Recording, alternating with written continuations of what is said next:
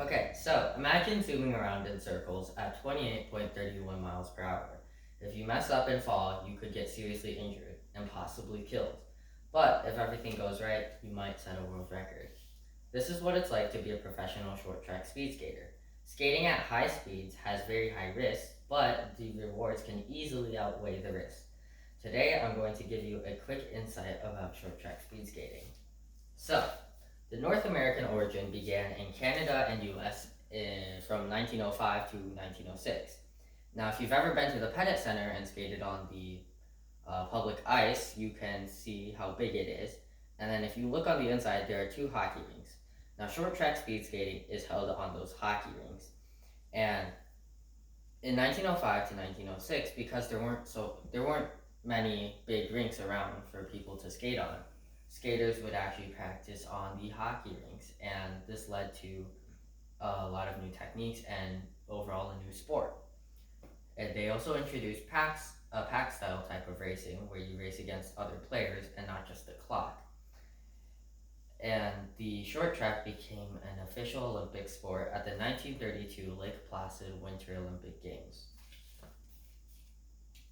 So there are a few techniques that you need to basic techniques that you need to cover when skating. So first we have basic position, which is almost like a really low squat, and then you have single leg hold, and then when you get to the corner, you push in, and then you lift your right leg and you cross over and push with your left, and then you reset and do that about 2 or 3 more times for every corner. Then we get into our gear. So first we have our skates, which is made up of your boot and your blade. Now in the professional world, the boot is molded around your foot, and then the blade is around 14 to 18 inches long and is very sharp. But there is a little bit of a curve to the left with the skates to help you on the corner when you're crossing. Now because the blades are so sharp, you need a lot of gear, such as your cut suit. It's made out of cut resistant material, and it protects my overall body. To get a little more specific, we have the neck guard.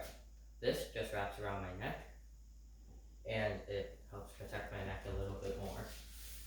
Then we have the ankle guards, which you put over your boot and your cut suit where it ends to protect this area of your ankle, which is very vulnerable.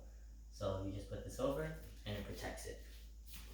Then you have your gloves, and the right one is a normal glove, and your left one has tips for when you're on the corner, and this will just help you keep your balance when you're very low and going really fast. It'll help you keep your balance and your speed while you cross. Then you have your goggles that you put on while you race, and these protect your eyes from the light reflecting off of the ice and from all the spray from skaters in front of you, if there are any. And spray is when the ice catches a little bit on your blades and it flings back at you, behind you. So, on top of all that, we have our skin suit with almost no protection, only just shin pads and a soft knee pad. But this is more focused on aerodynamics, and it reduces friction and drag.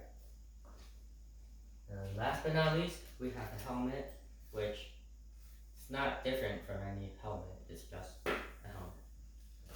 So then, we get into some of our world record holders as of right now.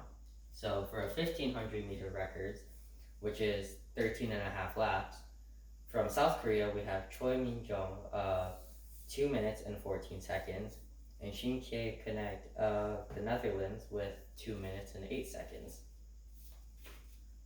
For 1,000 meters, we have 9 laps, and both from South Korea, we have Shim Seok-hee, which is around 1 minute and 27 seconds, of Hwang Dae-hyun of 1 minute and 21 seconds. Now, for our 500 meter records, which is around 4.5 laps, These races are never over a minute. We have Kim Boutin with 42 seconds from Canada.